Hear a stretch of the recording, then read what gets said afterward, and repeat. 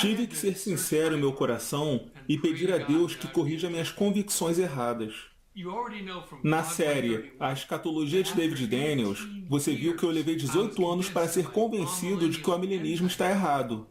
E no vídeo A Obstinação de Tischendorf, eu assumi que criei por 30 anos no relato de Tischendorf, até descobrir que ele era um mentiroso.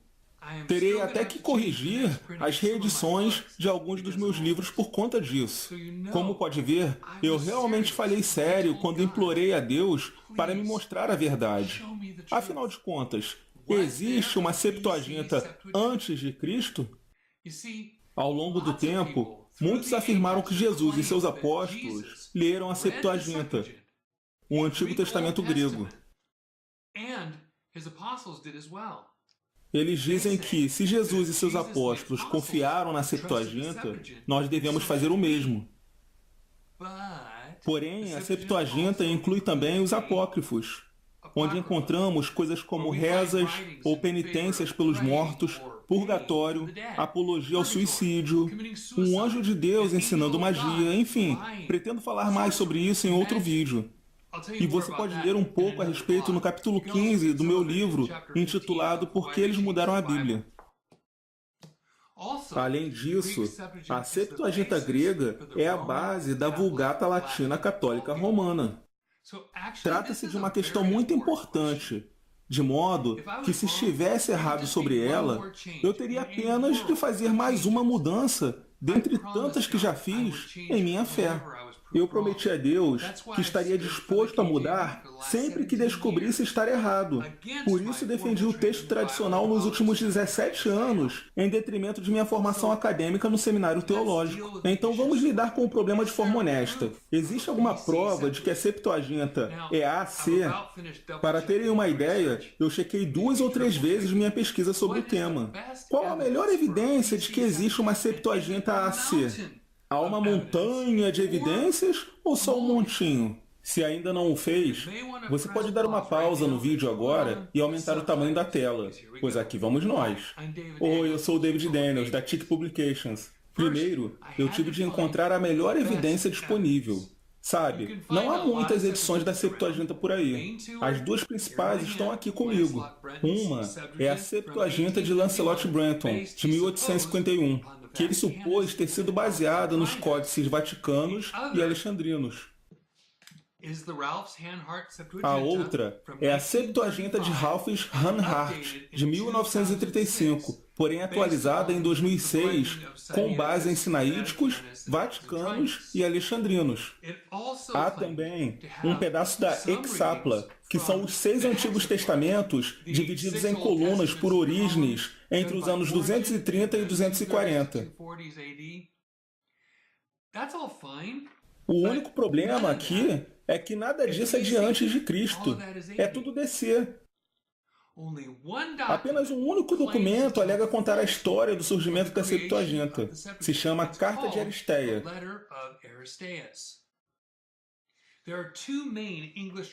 Existem 2 traduções inglesas de toda a Carta de Aristeia que são as principais. R.H. Charles, de 1913, e R. St. John Thackeray, de Cambridge, 1903. Thackeray também escreveu um livro em 1917 chamado A Carta de Aristeia, traduzida com um apêndice de evidência antiga sobre a origem da Septuaginta. Isso soa como uma prova melhor para mim, então vamos começar por aqui. Eu me pergunto há anos se não existe algo disponível que testemunhe que a Septuaginta é AC. Eu, e provavelmente você, engoli isso por tanto tempo. É como quando você entra em qualquer aula, do ensino fundamental à faculdade, e escuta a professora dizer que os dinossauros vagavam pela Terra há milhões e milhões de anos atrás. Trata-se de memória rotativa. Não significa necessariamente que seja verdade, embora todos automaticamente assumam que seja. Aconteceu o mesmo comigo na faculdade da Bíblia. O professor perguntava quando a Septuaginta foi escrita, E a gente respondia 285 AC. Minha esposa Débora se lembra disso. Provavelmente você também, caso tenha cursado seminário teológico ou teve algum professor metido a erudito na escola dominical. Repito, nós assumimos isso como verdade, mas não significa que seja. Ninguém verificou isso a fundo, então o faremos agora. Contudo, deixemos a real carta de Aristeia para depois. Vamos falar primeiro sobre os outros supostos testemunhos acerca de uma Septuaginta antes de Cristo. Comecemos pelo apêndice de Thackeray, intitulado A Evidência de Alguns Antigos Judeus e Escritores Cristãos sobre a Origem da Versão Septuaginta. Primeiro, vem os escritos rabínicos. A testemunha número 1 é o Megillat Hanif, o Rolo do Jejum, escrito entre 41 e 70, ou seja, 3 séculos depois da suposta origem da Septuaginta, ou, mais precisamente, durante a Revolução dos Zelotes. Aqui diz, no 8º, que pode ser 7º, dia de Tebeth, que vai de dezembro a janeiro, a lei foi escrita em grego, o que pode significar que eles apenas transliteraram para o grego. Nos dias de Tomai, que é Ptolomeu, e a escuridão, como em Êxodo 10:21, veio ao mundo por 3 dias. É uma citação interessante, mas não conta muito. Primeiramente, que governante chamado Ptolomeu é esse? Desde o general de Alexandre o Grande em diante, tivemos nada menos que 15 gerações de Ptolomeus que governaram o Egito entre 305 e 30 AC. Em segundo lugar, eu pergunto, eles começaram, terminaram ou fizeram as duas coisas nesse dia 8 de Tebeth? Não é dito. Terceiro, foi traduzido do hebraico para o grego ou apenas transliterado do hebraico para o grego? Quarto, de onde saiu essa história de trevas no mundo por 3 dias? Nós não temos esse relato em nenhuma outra fonte histórica. Era de se esperar que isso acontecesse. Alguém teria registrado isso. Portanto, prefiro não confiar nessa história. Parece mais um conto folclórico, uma evidência nada sólida. A testemunha número 1 está dispensada. Testemunha número 2. Masequet Soferim, o Tratado dos Escribas, escrito no século 8, quase 1000 anos depois da suposta origem da Septuaginta. Estes são trechos da parte 1, seção 8. Aconteceu uma vez de 5 anciãos escreverem a lei em grego, o que novamente pode significar apenas palavras hebraicas escritas com caracteres gregos para um dos 15 Ptolomeus. E aquele dia foi um dia difícil para Israel, como o dia em que Israel fez o bezerro de ouro. Então, mais para frente, é dito aqui que um dos Ptolomeus colocou 70 anciãos em 70 células, que são escritórios independentes, sem lhes dizer o motivo. Então ele disse, escrevam-me a lei de Moisés, seu mestre. E como todos eles tinham o mesmo pensamento, teriam conseguido traduzir a lei, e sem uma cópia hebraica disponível. Só que eles alteraram 13 passagens. É dito que são 7 em Gênesis, 3 em Êxodo, 1 em Números e 3 em Deuteronômio, o que é bem esquisito, já que essa soma dá 14, não 13. Continuando, Masequet Soferim também diz que todos os nomes hebraicos para Deus contidos nesse pergaminho, que foi enviado para Alexandria, estavam escritos em letras douradas. E diz que os sábios responderam, guarde isso. Eles mandaram aprisionar o pergaminho numa gênisa, isto é, num depósito, pois uma escritura com letras douradas não podia ser usada numa sinagoga. Enfim, agora temos uma história diferente. Ainda não sabemos qual é o Ptolomeu. Foram 70 anciãos ou 72, como dizem a Aristeia. E como todos eles, em seus escritórios privados, escreveram a mesma coisa, inclusive adulterando as mesmas 13 ou 14 passagens presentes na versão hebraica, se não havia qualquer escritura hebraica em sua posse? Lembre-se, de acordo com este relato, o rei não contou porque os estava colocando em salas privadas, de modo que eles não teriam como combinar isso. Masechet Soferim também diz que somente os nomes de Deus foram escritos em dourado. Mas adivinha só? A carta de Aristeia, na seção 176, diz que o rolo inteiro foi escrito em dourado. Então este relato também não bate. Eu não confio neste relato. E nem os estudiosos judeus. Eles nem sequer aceitaram isso como escritura talmúdica. Antes, a imprimiram como um complemento ou apêndice. Não era importante para eles. Testemunha número 2, dispensada. Testemunha número 3, o Talmud de Jerusalém ou Palestino, escrito entre os anos 350 e 400, portanto mais de 600 anos após a suposta origem da Septuaginta. Isto está em Megla 1.71d, parte inferior. O relato do Talmud de Jerusalém diz praticamente a mesma coisa que o Masechet Soferim. Então não podemos confiar nesta história também. Ela tem os mesmos problemas que acabei de listar. Testemunha número 3, dispensada. Testemunha 4.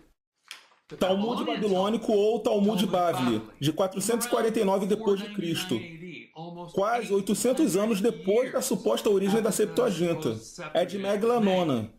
Coincide com o relato de Masechet Soferim, mas mudou o número de anciãos de 70 para 72, além de declarar que só era permitido fazer traduções do hebraico se fosse para o grego.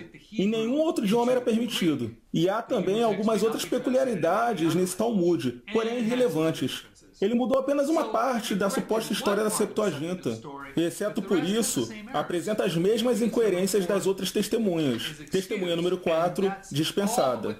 Essas são todas as testemunhas do judaísmo rabínico. Nenhuma delas passa no teste. Agora, vamos aos escritores judeus gregos helenísticos. Testemunha número 5, a carta de Aristóbulo de Panéias, supostamente escrita entre 186 e 145 AC, ou seja, 100 anos depois da suposta origem da Septuaginta, uma vez que foi destinada a Ptolomeu VI Filômetor, durante seu reinado. Todavia, muitos estudiosos contestam esta carta, chamando-a de pseudo, falsa. O único que mencionou sua existência foi Eusébio de Cesareia, por volta do ano 300, na obra Preparação Evangélica, capítulo 13, seção 12. Demorei um bocado para conseguir achar isso. Verifiquei a tradução de 1903, feita por E.H. Gifford. A carta de Pseudo-Aristóbulo afirma que Platão viveu no terceiro século AC, que ele foi um seguidor da lei de Moisés e que a estudou minuciosamente. Também diz aqui que a tradução completa da lei foi feita a mando do rei Ptolomeu Filadelfo, ancestral do Ptolomeu Filômetor, e que ele, abre aspas, mostrava-se zeloso, ao passo que Demétrio de Faleros fez algumas correções necessárias, fecha aspas.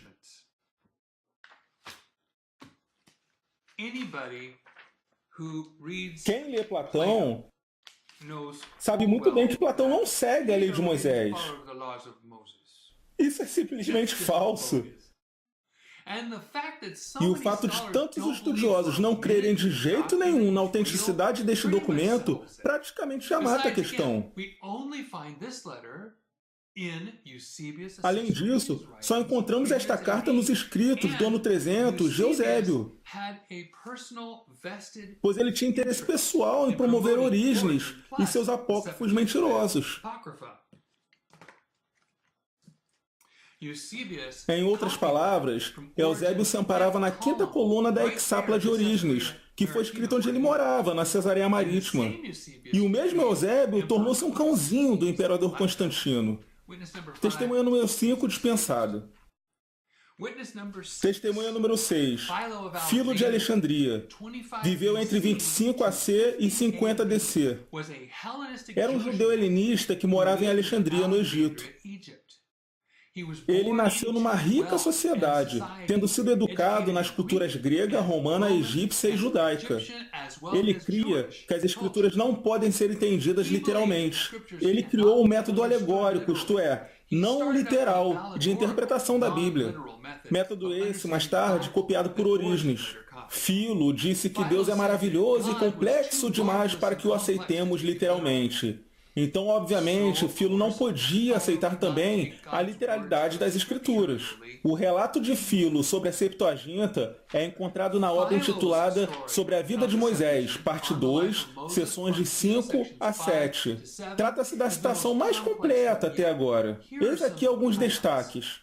Primeiro, ele se tornou renomado ao dizer que o rei Ptolomeu II Filadelfo, que reinou de 285 a 247 a.C., foi o maior de todos os Ptolomeus. Filadelfo nutria uma certa obsessão pela lei de Moisés, de modo que ele enviou embaixadores ao sumo sacerdote da Judéia, que também era rei da região. Então, o sumo sacerdote rei convocou hebreus versados na cultura grega helênica, bem como no hebraico. Então Filadelfo festejou e fez perguntas a esses hebreus sobre questões filosóficas. E eles, por sua vez, passaram em todos os testes com louvor, levando Filadelfo a enviá-los para o lugar mais imaculado na terra, a Ilha de Faros, onde eles poderiam viver em plena comunhão com Deus enquanto traduzissem as Escrituras. Aqui é como Filo descreveu o processo de tradução. Abre aspas. Secretamente, eles se sentaram, com ninguém presente, exceto os elementos da natureza, terra, água, ar, céu, cuja origem foi a primeira tarefa. A exposição da cosmogonia, a origem do universo, ocupa o primeiro lugar em nossa lei. Ele está falando de Gênesis capítulos 1 e 2. Assim, os envolvidos não produziram diferentes versões, mas versões iguais, com as mesmas palavras e frases, como se um narrador invisível sussurrasse nos ouvidos de cada um deles. Fecha aspas. E ele relatou que instantaneamente, abre aspas, eles obtiveram a tradução grega de cada palavra hebraica, razão pela qual aqueles que apreciam sua tradução do hebraico para o grego não os chamam de tradutores, e sim de sacerdotes de mistérios e profetas, que foram salvos por sua sinceridade de coração, para entrarem no imaculadamente puro espírito de Moisés. Fecha aspas. Filo afirmou que havia um festival anual na Ilha de Faros para agradecer a Deus pela tradução grega. O que nós sabemos sobre esse testemunho? Primeiro, que Filo não era um crente na Bíblia. Segundo, que ele alegou que o sumo sacerdote da época também era rei, o que deveria corresponder a Onias I, que foi o sumo sacerdote até 280 AC, ou seu filho Simão o Justo, que exerceu a função até aproximadamente 260 AC. Só que nunca houve um sumo sacerdote chamado ou tratado como rei. Lembre-se desses nomes quando chegarmos à Carta de Aristeia. Terceiro, quão especialistas em cultura grega teriam sido esses tradutores, uma vez que passaram uma vida inteira isolados dos pagãos? Quarto, quem teria ensinado filosofia grega ao povo judeu de Israel no ano 280 AC? Quinto, quão incrível é o relato de que cada tradutor trabalhou privadamente, em segredo, traduzindo todo o Pentateuco, Gênesis, Êxodo, Levítico, Números, Deuteronômio, com exatamente as mesmas palavras gregas, ou mesmo que cada um deles tenha memorizado todos os 187 capítulos desses 5 livros. E ainda por cima sendo chamados de sacerdotes de mistérios e profetas? É sério isso? É como dizer que várias pessoas ao mesmo tempo podem receber inspiração divina direta. Em sexto lugar, não existe mais ninguém que tenha falado sobre um festival anual na Ilha de Faros, que significa farol, local onde ficava o famoso farol de 137 metros de altura de Alexandria, fundado em 280 AC, que durou uns 1.700 anos. Pode apostar que se houvesse tal festival, certamente seria algo bem oculto em se tratando daquela pequena ilha. E mesmo se nos dias de Filo houvesse um, não teríamos como saber quando ele começou a ser feito. Não temos qualquer registro. E sem uma prova que corrobore isso, a informação acaba soando como algo adicionado para fazer essa história parecer mais verídica. Eu poderia até continuar, mas Philo fala muita coisa difícil de engolir. Alguém deu essa história falsa a Philo ou Philo a escreveu sozinho? De qualquer maneira, não irei dispensá-lo ainda, mas também não irei isentá-lo. Vou me lembrar da testemunha número 6 mais tarde.